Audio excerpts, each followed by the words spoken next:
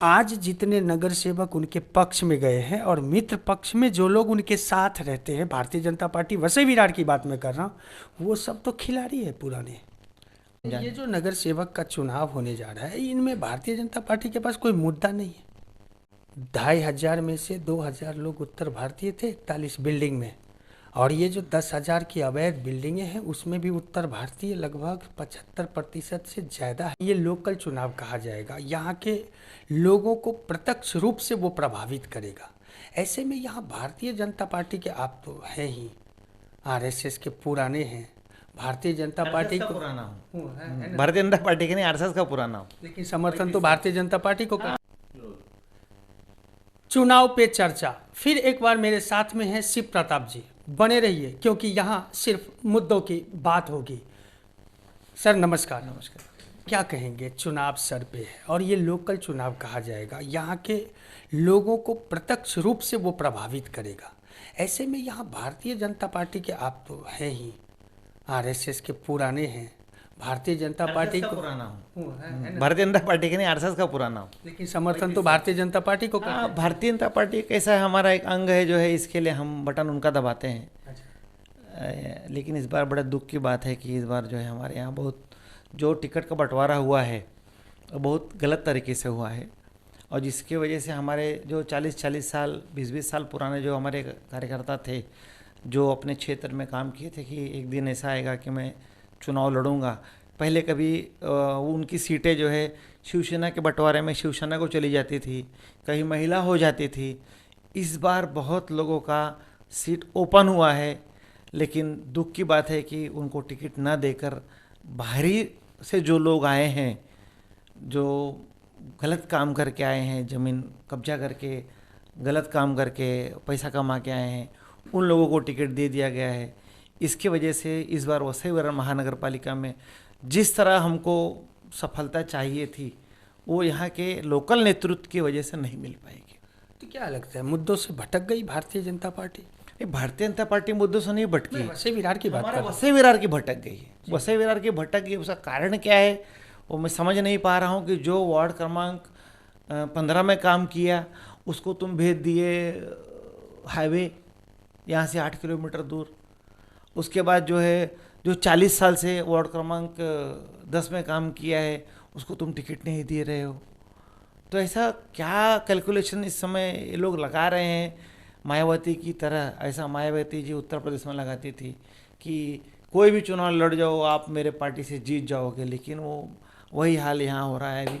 लेकिन यहाँ ऐसा है कि जो पुराने लोग हैं, जो 30-40 साल से काम किए हैं, आप उनको नज़रअंदाज कर दे रहे हो, हुकुमशाही हिटलरशाही उनके ऊपर कर रहे हो कि तुम उल्टा बोलोगे तो तुमको पार्टी से निकाल दिया जाएगा। 6 साल के लिए ये दादागिरी क्यों कर रहे हो भाई उनके ऊपर?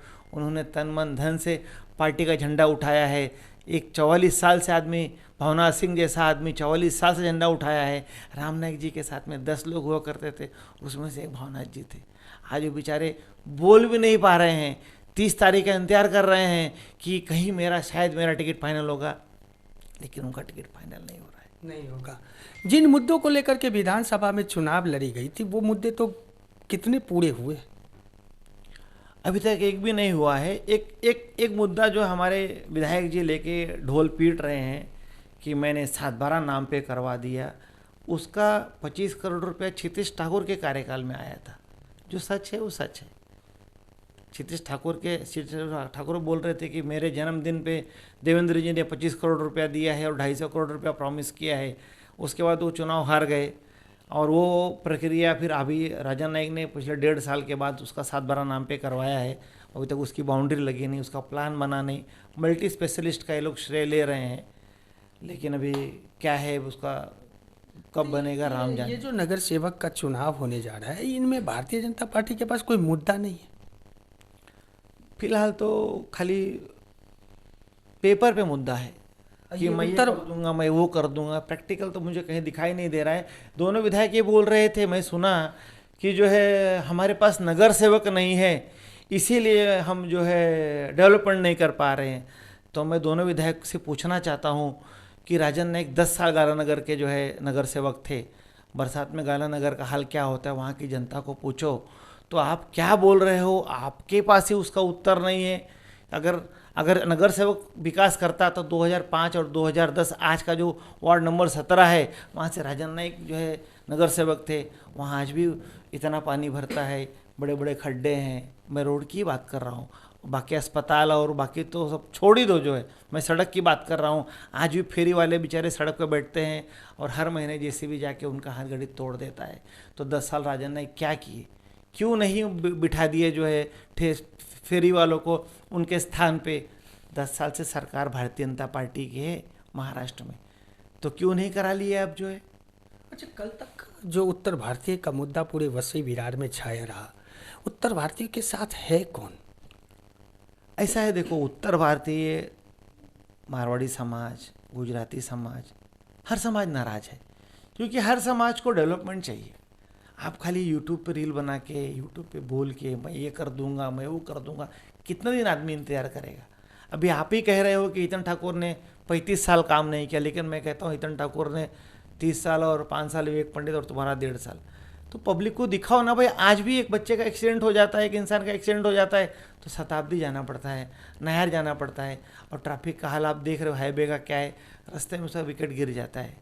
अच्छा, एक शिव बाबू, एक बड़ा सवाल पैदा होता है उत्तर भारतीयों को लेकर के, जो बवाल मची हुई है। 2500 में से 2000 लोग उत्तर भारतीय थे 41 बिल्डिंग में, और ये जो 10,000 की अवैध बिल्डिंगें हैं उसमें भी उत्तर भारतीय लगभग 75% से ज़्यादा है। उत्तर देखो पूरे वसी तालुका में अगर जनगणना की जाएगी ना तो आपको 80% उत्तर भारतीय मिलेंगे, और उसमें से 75% तो अवैध निर्माण में रह रहे ज़्यादा। हाँ, अभी पूरा हाँ, उत्तर भारतीय को सीट ना मिले तो उत्तर भारतीय नाराज, और यहाँ जो घर सुरक्षित न रहे उसके लिए कब नाराजगी जताई जाएगी? उत्तर भारतीय में अभी मैंने देखा कुछ लोगों को टिकट दिया है जिनके किसी में 5,000 रुपये भी नहीं है, वो क्या चुनाव लड़ेंगे? कुछ लोग को मैं देखा जो ITI करके घर चलता है, उत्तर भारतीय के नाम में तुम उसको टिकट दे रहे हो जिसकी क्षमता ही नहीं है।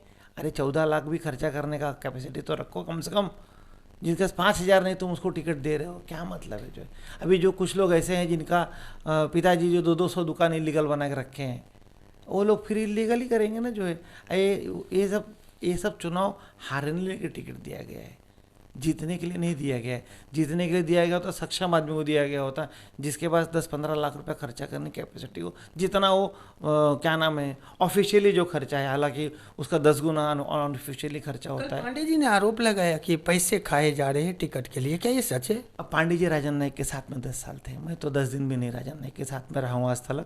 मैं उनका पर्सनल कोई संबंध नहीं है। मैं सुरेश जोशी और राज बहादुर चौहान, जोगेंद्र प्रसाद चौबे, भावना सिंह, अजीत अस्थाना, उन लोग के साथ में काम किया हूँ। मेरा राजन नाइक का व्यक्तिगत कोई, लेकिन एक सवाल का जवाब आपने नहीं। क्या खाते हैं, क्या लेते हैं, कौन देता है? मैं जब मैं साथ में ही नहीं रहा हूँ। अब पांडे जी साथ में रहे, पांडे जी के पास पुलिस प्रोटेक्शन था, राजन नाइक उनके पुलिस प्रोटेक्शन का उपयोग करते थे। ऐसा कल उन्होंने कहा मैं उनका बॉडीगार्ड था, तो पांडे जी प्लस एक पुलिस बॉडीगार्ड, ये दोनों जन जो है साथ में घूमते थे। अब कहाँ से कौन क्या पैसा ले रहा है वो तो पांडे जी ने कल ऑन कैमरा बताया, मेरे को इसके बारे में कोई जानकारी नहीं। आपने एक जवाब नहीं दिया। 41 बिल्डिंग में रह रहे उत्तर भारतीयों के लिए कोई उत्तर भारतीय आगे नहीं आया, और वहाँ जो वादे किए वो भी पूरा नहीं होगा, और बाकी बच्चे उत्तर भारतीयों का हालात कैसा रहेगा इस चुनाव के बाद अगर बीजेपी आई तो? मैं कानून की पढ़ाई किया हूँ। मैं टूटने के पहले वहाँ के रहिवासी को पता भी नहीं था कि उनके बिल्डिंग का केस हाई कोर्ट में चल रहा है।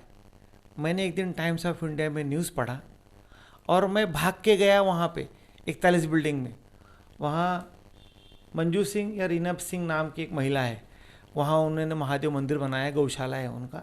मैं वहाँ गया, अरे मैंने कहा तुम्हारे बिल्डिंग का एक केस चल रहा है, तुम लोग को पता है कि नहीं इस बात का? बोले नहीं। उन्होंने और 2-4 लोगों को, धवन डॉक्टर को और 2-4 लोग को बुलाया। मैंने उनके हाथ में वो न्यूज़ कटिंग दी। मैंने कहा आप लोग कोर्ट जाइए, सामने से आप कोर्ट जाइए कि साहब ये हमारा केस है, क्योंकि पिटिशनर ने इनको पार्टी नहीं बनाया था।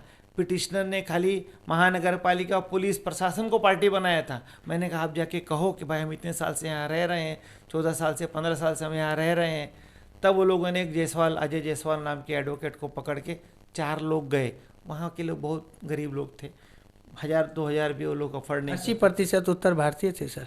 नहीं देखो, उत्तर भारतीय भी थे, मराठी भी थे, सब समाज। मैं 20% छोड़ा हूँ। देखो उत्तर भारतीय यहाँ खाने कमाने आता है, तो उसके पास कहाँ इतना पैसा रहेगा कि जो है वो जो है फ्लैट कर उसी लेगा। विधानसभा चुनाव के वक्त में शिव बाबू 3,500 के लगभग वोट मांगा गया उनसे वादे करके। देखिए वादा तो वहाँ भी किया गया, वादा मैंने भी किया है लोगों से सिलाई मशीन दिलाने का। आप साथ में राजन थे नाईक जी के जीजा में जो है हमको बोले, और हमने लोगों को वादा किया कि जिसको लाडली बहन का पैसा नहीं मिल रहा है, हम तुम्हारा फॉर्म भरवाएंगे, हम यहाँ कंप्यूटर लगाएंगे, हम यहाँ पूरा सेटअप लगाएंगे, हम आपको सिलाई मशीन दिलवाएंगे।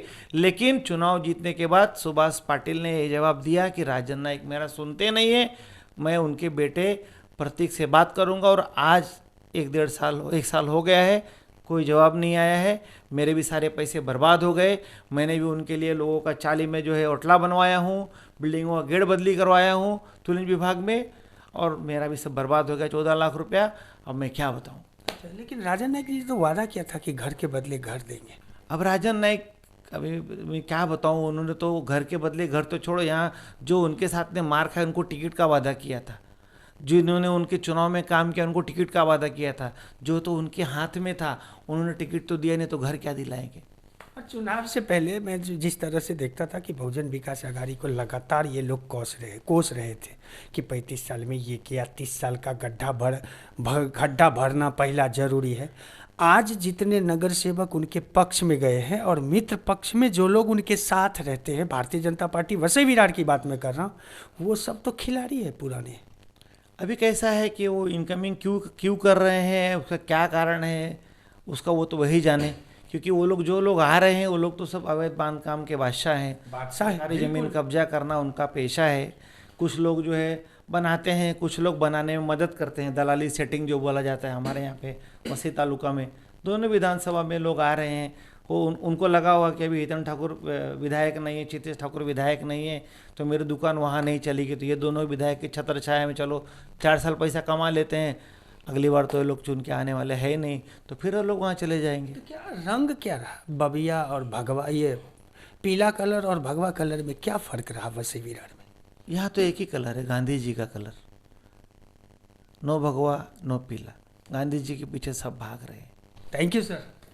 देखा आपने, ये थे शिव प्रताप सिंह जी, सीधे शब्दों में कहा यहाँ कोई रंग नहीं है, ना तो भगवा है ना पीला है, यहाँ सिर्फ गांधी जी की कलर चलती है। दोस्तों प्रतिक्रिया कमेंट के माध्यम से ज़रूर बताएं, चैनल को लाइक सब्सक्राइब और शेयर करना ना भूलें।